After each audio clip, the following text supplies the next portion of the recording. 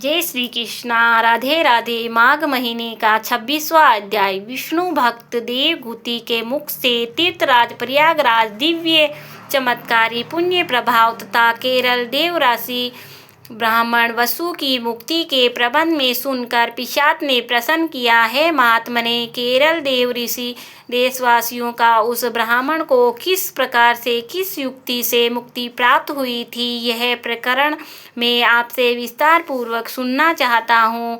कृपा करके विस्तार पूर्वक सुनाने का कष्ट कीजिए। पिशाच के प्रश्न को सुनकर महात्मा देवहूति ने कहा, है पिशाच, प्राचीन काल में केरल के प्रांत में वसु नाम का एक विद्वान ब्राह्मण निवास करता था। संपूर्ण शास्त्रों का ज्ञाता, वेदों का ब्रह्मत और वेद पारगामी ब्राह्मण वसु यद्यपि एक विद्वान ब्राह्मण था, किंतु उसके कार्य पूर्ण अधार्मिक तथा अनीति युक्त थे। वह दान, तप, यज्ञ, हवन तथा ईश्वर भक्ति इत्यादि कोई भी धार्मिक कृत्य नहीं करता था। वह न तो ही अपने माता पिता तथा गुरुजनों का आदर करता था और न ही उनकी सेवा किया करता था।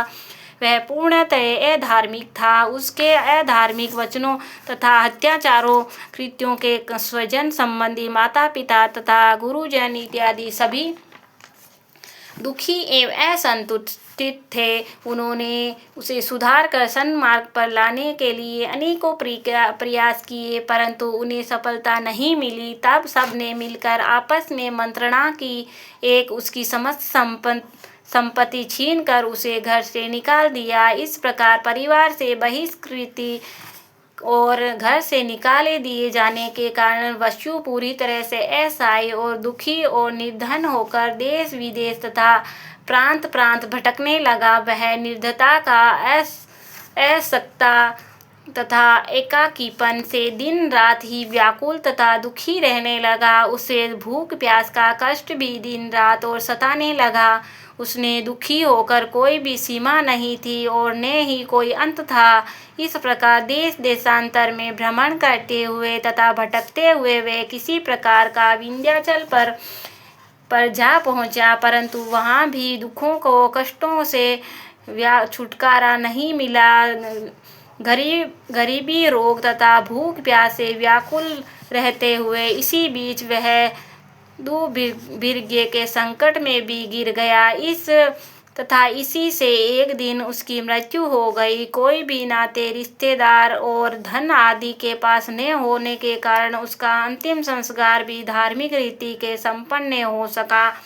इस प्रकार ब्राह्मण वतु की मृतात्मा को सद्गति न मिल सकी। अंतिम संस्कार की क्रिया हुई ही नहीं, उसके कर्म फल की दूषित थे।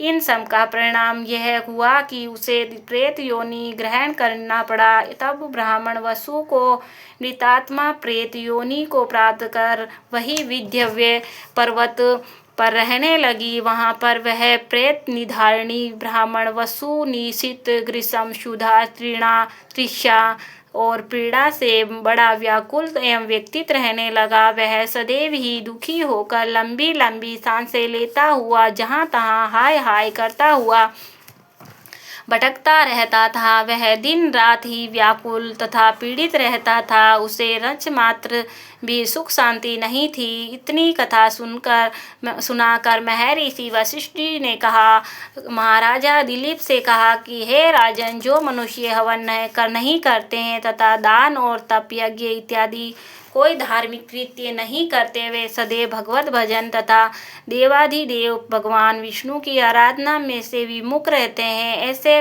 मनुष्य को क्रिया भ्रष्ट कृत्यहीन समझना चाहिए। इसी प्रकार जो व्यक्ति पावन दिव्य तीर्थों का सेवन नहीं करते और वहाँ जाकर धार्मिक कृत्य नहीं करते तथा कभी भी भिखारियों एवं अभाग्यतों की सेवा नहीं करते तथा अन्न, वस्त्र, वर्ण, फल, मिष्टान्न, जल और मणि इत्यादि का कभी भी दान नहीं करते, वे सदैव अधार्मिक तथा धर्म रहित माने जाते हैं।